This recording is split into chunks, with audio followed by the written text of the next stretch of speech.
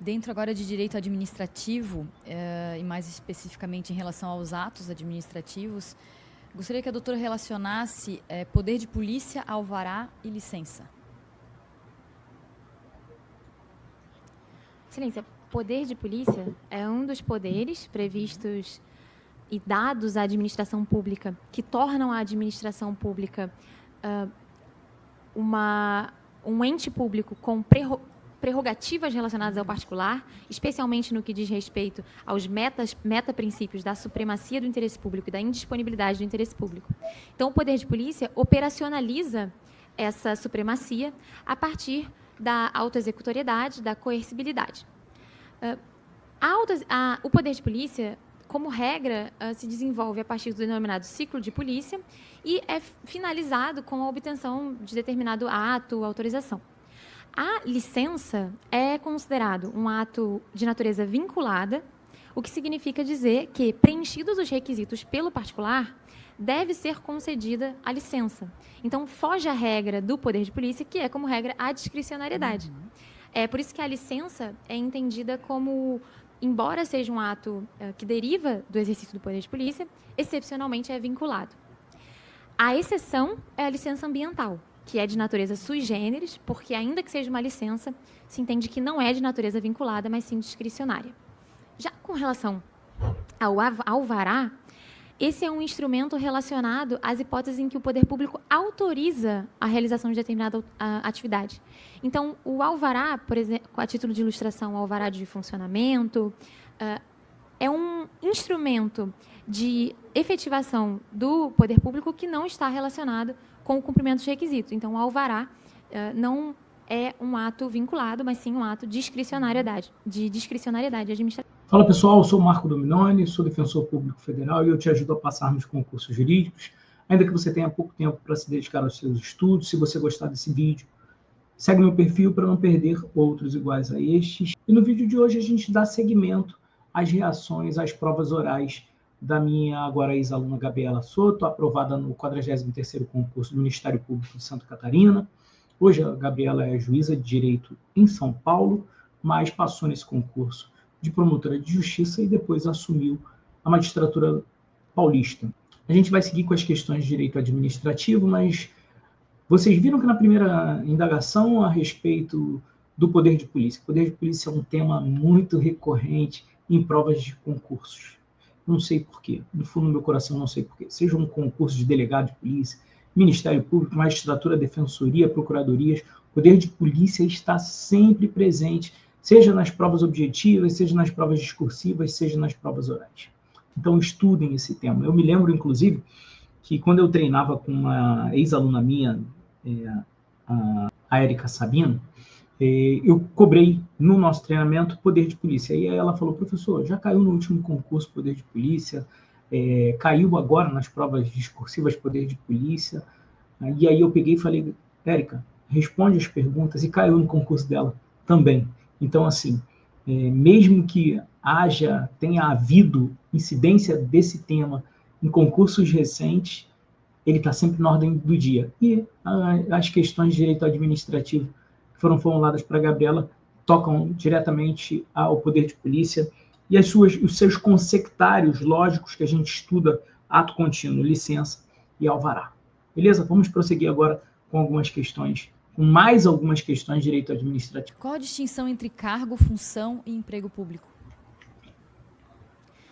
Excelência, o cargo público pode ser efetivo ou pode ser em comissão, e é o exercício de uma função pública a partir de normas, como regra, estatutárias, à exceção do cargo daquele que exerça o cargo comissionado. Já o emprego está relacionado à incidência de normas do direito trabalhista, então há a assinatura de um contrato de trabalho e submissão a todas as regras trabalhistas, inclusive no que tange insalubridade, periculosidade. E a função, por sua vez, é a atuação do particular junto ao poder público quando não há um cargo e não há um emprego público. Então, esse é um conceito por exclusão. Então, a função administrativa é uma hipótese excepcional cito como exemplo a possibilidade de atuação como mesário, jurado do júri. São hipóteses de função, mas que não há cargo e tampouco emprego. Observaram que ela fez conceitos, deu conceitos bem básicos, bem fundamentais. Não se trata de formular respostas mirabolantes, não. A Gabriela foi a terceira maior nota desse concurso. Então, assim, são respostas previamente decoradas, previamente rascunhadas na cabeça e que na hora são desenvolvidas com um pouco mais devagar. Percebem? Não há que se reinventar a roda, não é o momento. Por quais meios a administração pública deve formalizar a apuração da responsabilidade administrativa de seus integrantes? Qual o instrumento? Excelência, por meio do processo administrativo disciplinar, que pode ser um processo administrativo, dentro do processo administrativo lato sensu, a sindicância, e o procedimento administrativo, a depender da gravidade do ato praticado. E como, acaso o resultado pretendido seja a demissão ou, então, a cassação da aposentadoria, o instrumento deve ser necessariamente o processo administrativo, não se admite por meio de sindicância. O direito administrativo sancionador para essas carreiras, Ministério Público e delegado de polícia, acaba tendo um peso fundamental. Particularmente, eu não gostei da abordagem inicial da Gabriela, porque a apuração de responsabilidade no âmbito do serviço público não se dá diretamente através de processo administrativo disciplinar, né? Você instaura uma apuração que pode, a depender do estatuto, né, a depender da legislação local, pode ser através de uma sindicância ou através de um mero procedimento administrativo, um procedimento apuratório, uma investigação preliminar. Não há que se falar em instauração imediatamente de um processo administrativo disciplinar. Beleza? E aí depois ela teve alguma dificuldade para pegar e fazer amarrar com a atuação própria dos membros do Ministério Público. A instauração de um processo administrativo disciplinar necessariamente é feita se vislumbrar a possibilidade de aplicação da pena de cassação da aposentadoria ou até mesmo de demissão. Beleza? E no caso dos membros do Ministério Público, para efeitos de demissão, se o membro é vitalício, ainda há necessidade de processo judicial. Beleza, pessoal? Tratando agora de direito tributário e financeiro, quem seria o contribuinte responsável pelo recolhimento do ICMS cobrado antes da ocorrência do fato gerador? Como se denomina esse contribuinte?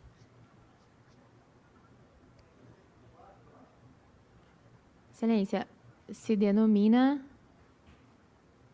de contribuinte de direito.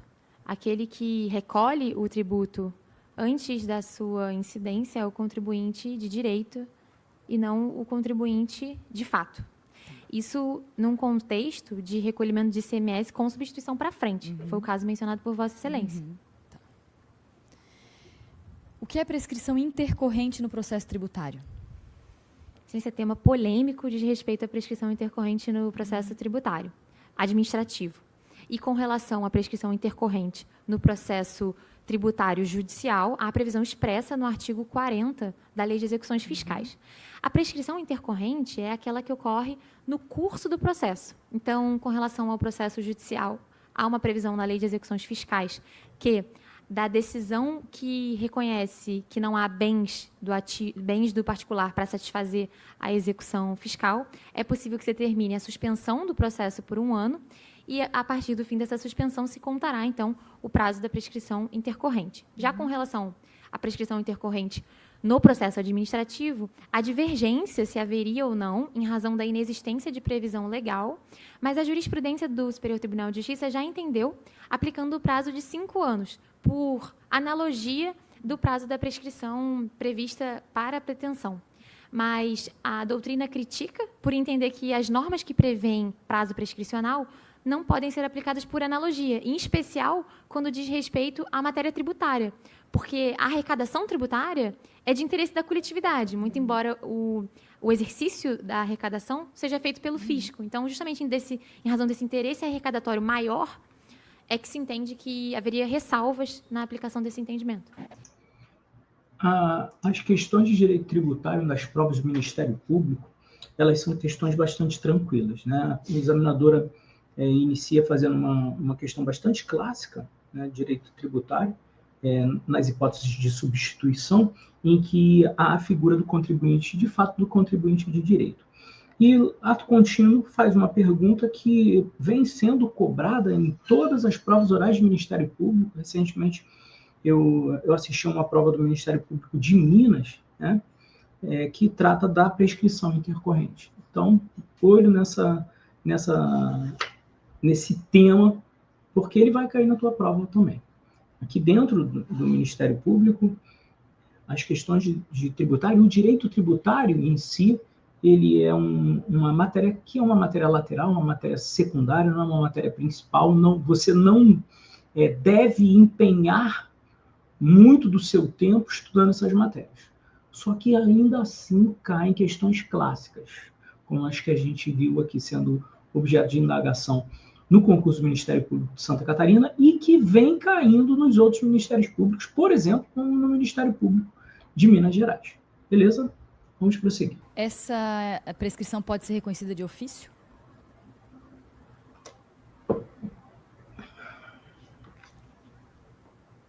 Sim, excelência. A prescrição intercorrente pode ser reconhecida de ofício. Há previsão expressa na Lei de Execuções Fiscais, autorizando, inclusive, o reconhecimento de ofício. Deve haver, no entanto, a intimação da Procuradoria para que se manifeste acerca daquela potencial prescrição a ser declarada em razão do princípio da não surpresa. Mas é possível que seja declarada, imaginando-se um caso em que o executado foi citado, nunca se apresentou e o prazo simplesmente escoou. Essa é uma hipótese, em que não haveria nenhuma manifestação do particular, haveria apenas a suspensão, e, ao fim, como não vai haver uma manifestação a favor da prescrição, nada impede que o magistrado a decrete. E pode ser reconhecida a qualquer momento?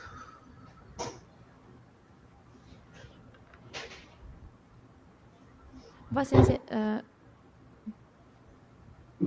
com relação ao momento em que a prescrição intercorrente pode ser reconhecida?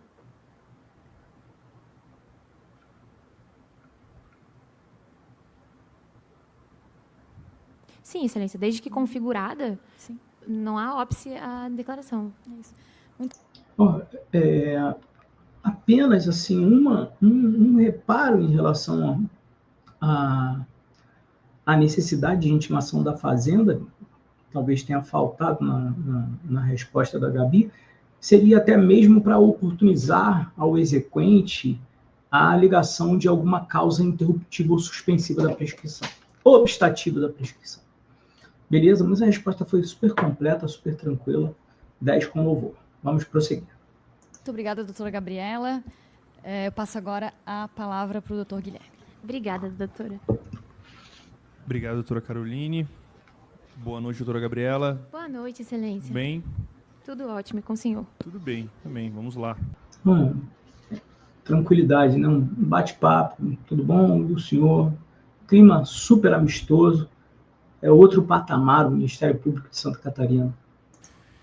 Eu vou lhe perguntar sobre fundamentos e noções gerais de direito, direito civil e direito falimentar, tá bem? Perfeito.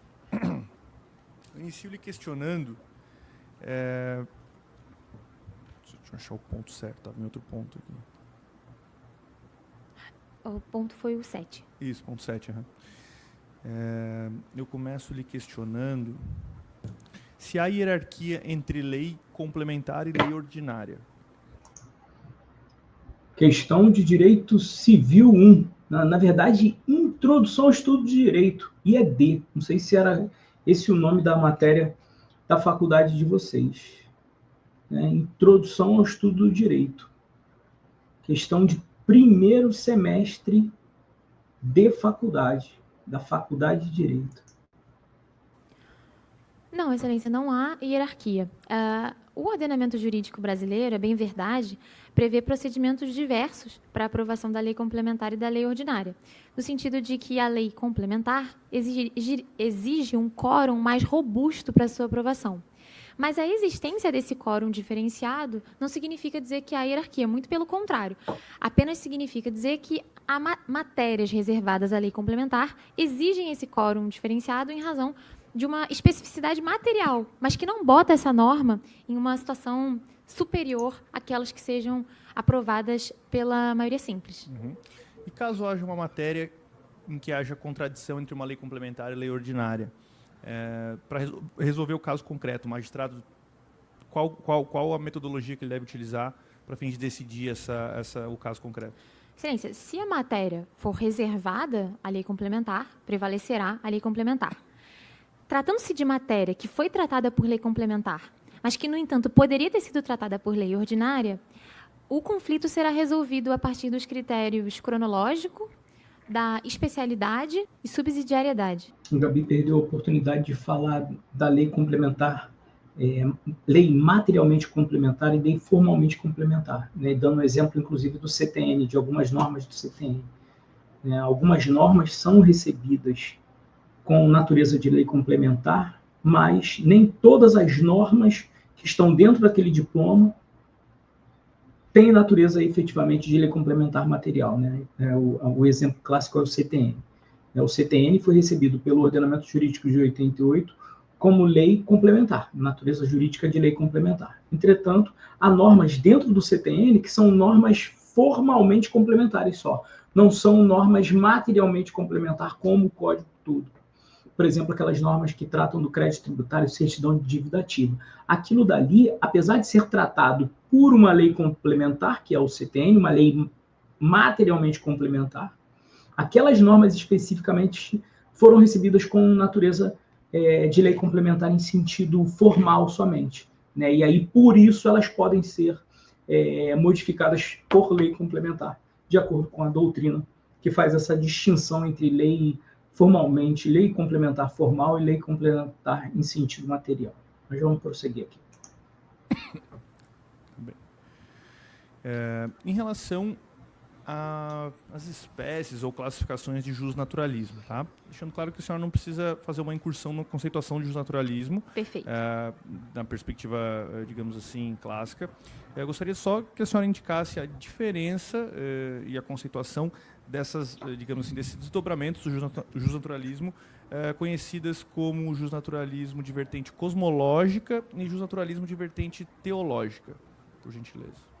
Excelência, o jusnaturalismo de vertente cosmológica prevê que a norma natural essencial estaria relacionada ao cosmos. Então, não há a existência da centralização no homem ou ainda da centralização em Deus, como ocorre na corrente diversa, que é a teológica. Então, a diferença, na verdade, é o fundamento de validade do direito natural, muito embora se tratem de correntes do jusnaturalismo. Perfeito. E a de vertente racionalista? A vertente racionalista se centra na dignidade humana e no homem a partir dos seus direitos imanentes. Então, o direito natural, no jusnaturalismo racionalista, está relacionado à existência de um homem que possui uma série de direitos e desses direitos é que deriva o direito natural. Então, o que muda, na verdade, nas três correntes mencionadas por Vossa Excelência, é justamente o fundamento de validade. E nessa última corrente racionalista, há um fundamento que está mais afastado daquela concepção de que haveria uma validação por uma entidade divina. Então, justamente por isso que se chama racionalista, porque atrai o fundamento para o homem e para o que seja racionalmente possível de se aferir. Gabi mandou bem demais nas questões de jusnaturalismo. Façam esquemas e, se vocês puderam observar, e se não puderam, voltem no vídeo que vocês vão ver, a resposta dela contrapõe as diversas abordagens do jusnaturalismo. Quando ela conceitua o jusnaturalismo cosmológico, ela já faz logo um contraponto ao jusnaturalismo teológico, porque são abordagens antagônicas, vamos dizer assim, opostas. essa forma de abordagem, ainda que ele não tivesse perguntado, essa forma de abordagem abre as portas das notas mais altas.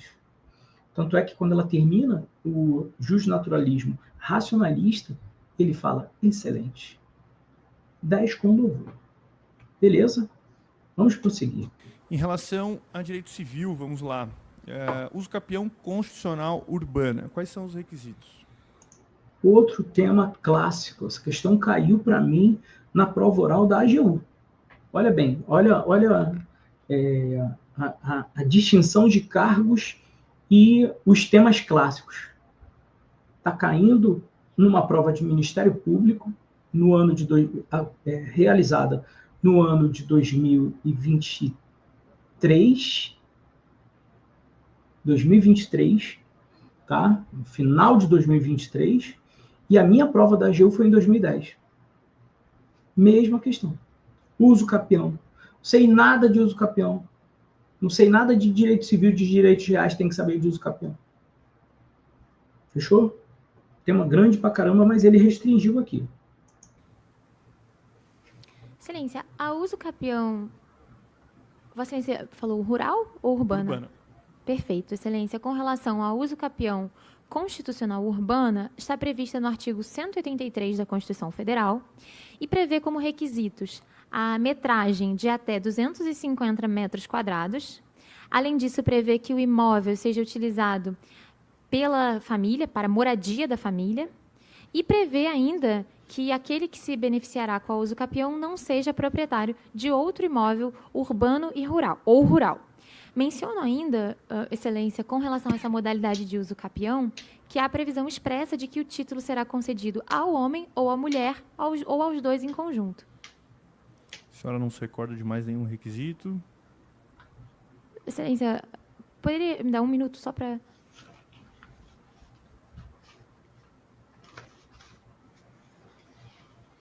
Vou deixar passar para vocês verem que a resposta não tem que ser imediata. Posse ininterrupta, justa, de boa fé. Requisito temporal. 5 anos. Caso de oposição, essa posse deixa de ser mansa e pacífica e, consequentemente, afasta o requisito? Caso haja oposição nesse período? Excelência, caso haja oposição... Eu lhe pergunto se essa posse que a senhora mencionou, que tem que decorrer durante 5 anos para aquisição da propriedade, do direito ao uso capião, deve ser mansa pacífica ou pode sofrer oposição, que ainda assim estarão preenchidos os requisitos. Se a oposição a negativa de oposição, a ausência de oposição é um requisito. A ausência de oposição é um requisito, Excelência.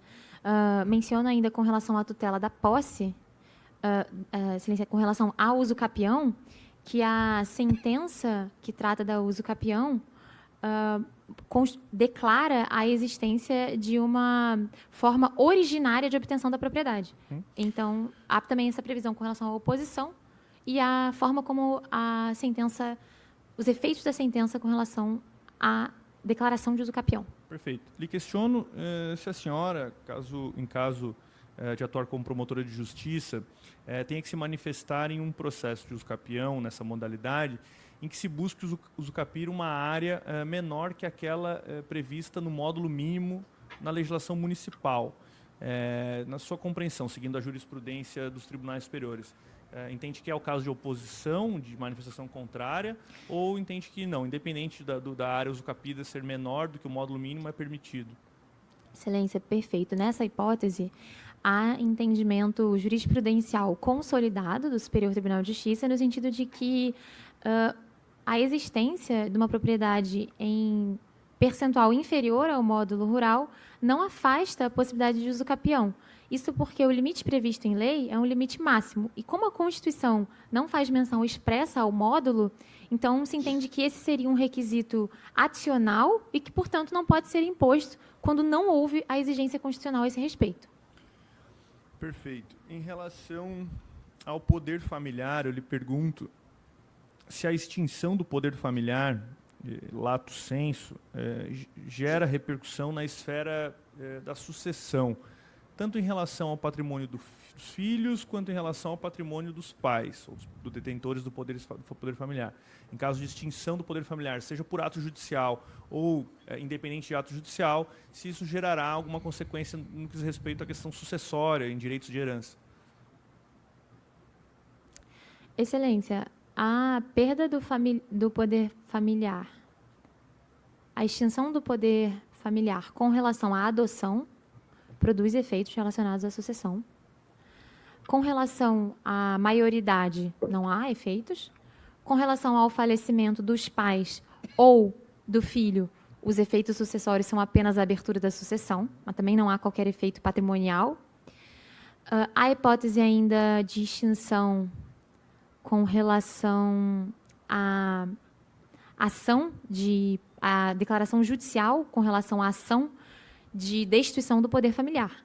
E, nesse caso, Excelência, há repercussão patrimonial. Qual, especificamente? Vamos dizer que um pai seja condenado por um crime e que justifique o ato judicial de destituição do poder familiar. Em relação à sucessão dele em relação ao patrimônio do filho e do filho em relação ao patrimônio do pai, haverá alguma repercussão? Não, Excelência, apenas se houver com relação a esse filho, ele ainda assim poderá se beneficiar da sucessão do pai. E com relação ao pai, com relação à sucessão do filho, esse pai que tenha perdido o poder familiar não terá o direito de usufruto dos bens do filho.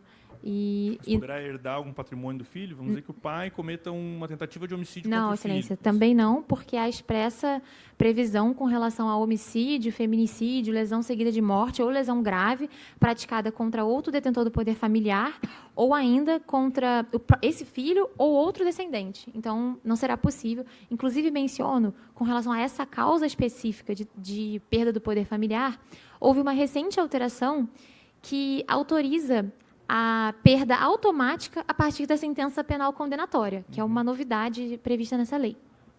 Perfeito. Em relação à alienação parental, o legislador estabeleceu algumas condutas, a bem da verdade, num rol exemplificativo do que poderia se considerar alienação parental, ou atos típicos de alienação parental. E também estabeleceu algumas ações que o magistrado ou a magistrada pode utilizar, ou instrumentos que tem à disposição com o objetivo de fazer cessar o ato de alienação e, ao mesmo tempo, sancionar o alienador. A senhora se recorda desses instrumentos que tem o juiz à disposição, ou a juíza à disposição, numa situação concreta? Com relação a esses instrumentos, me recordo da possibilidade de incremento da visitação daquele que seja o genitor alienado. Há também uma possibilidade de alteração do domicílio do infante. Há também a possibilidade de imposição de multa, a possibilidade apenas de declaração da alienação e há a possibilidade de inversão da guarda ou alteração da guarda. Não há mais hoje a possibilidade de suspensão do poder familiar, porque a lei foi alterada para excluir esse inciso. São 6, a senhora falou 4. Sim, advertência, multa, alteração da guarda, domicílio, alteração do domicílio, 4. Ampliação da convivência com o genitor que tenha sido alienado. Excelência, a 6ª, infelizmente, não me recordo. Vocês percebem, todas as vezes eu falo isso, quando você estiver diante de um rol legal, tenta decorar esse rol o máximo de vezes e mencionar para o teu examinador, seja na prova oral, seja na prova discursiva. E aqui é o exemplo. Doutora, a lei prevê 6 hipóteses, a doutora mencionou 4. Lembra de mais alguma? Ela forçou um pouco mais e lembrou da 5ª. Ali no espelho dele, tá, se lembrar de 3, eu dou meio ponto. Se lembrar de 4, dou 0,75. Se lembrar de 5, eu dou 0,90. Se lembrar dos 6, eu dou 1. É assim. Por isso que eu falo, não adianta nada ficar só no eu quero entender. A decoreba também faz parte desse processo de aprovação dos concursos jurídicos. Esquece esse negócio, não gosto de decorar, preciso entender. Não tem isso não, gente. tem que entender e tem que decorar também. Podia falar tudo sobre alienação parental. Se não soubesse as 6 hipóteses legais, não pegou a pontuação integral.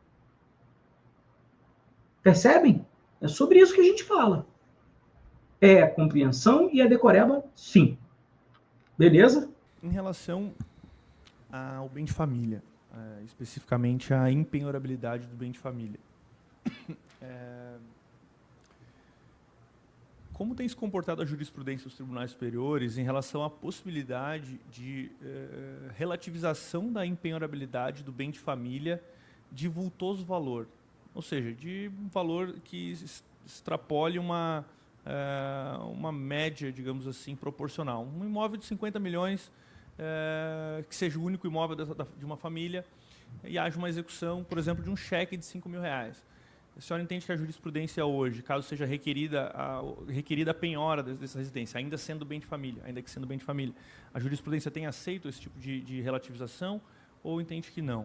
Excelência, a jurisprudência admite a relativização com relação a uma interpretação ampliativa das hipóteses previstas. Mas com relação especificamente ao valor do bem, salvo engano, não seria possível. A única exceção é a hipótese em que esse bem de alto valor não seja o único. Nesse caso, é possível que o magistrado faça com que recaia a impenhorabilidade sobre o bem de menor valor, para que o bem de maior valor possa quitar as dívidas. Mas não há possibilidade de... Caso seja o único, ainda que seja um valor alto, mantém-se a impenhorabilidade. Sim, excelência, mantém-se a impenhorabilidade. E dos valores vinculados à dívida trabalhista de serviços prestados na própria residência, que se busca penhorar? Nesse caso, a excepcionalidade reconhecida pelo Tribunal Superior do Trabalho, aplicável às dívidas trabalhistas daqueles que sejam funcionários domésticos, por entender que, nesse caso, se justificaria a possibilidade se justificaria uma exceção à impenhorabilidade em razão de as dívidas dizerem respeito à própria manutenção do bem. A senhora compreende que esse é o entendimento atual dos tribunais superiores? Sim, você me recorda de que esse é um dos entendimentos que existe acerca da incidência da norma. Me recordo de que esse era o entendimento do Tribunal Superior do Trabalho.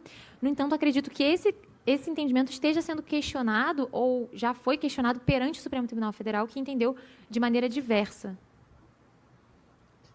Perfeito. Vamos em frente.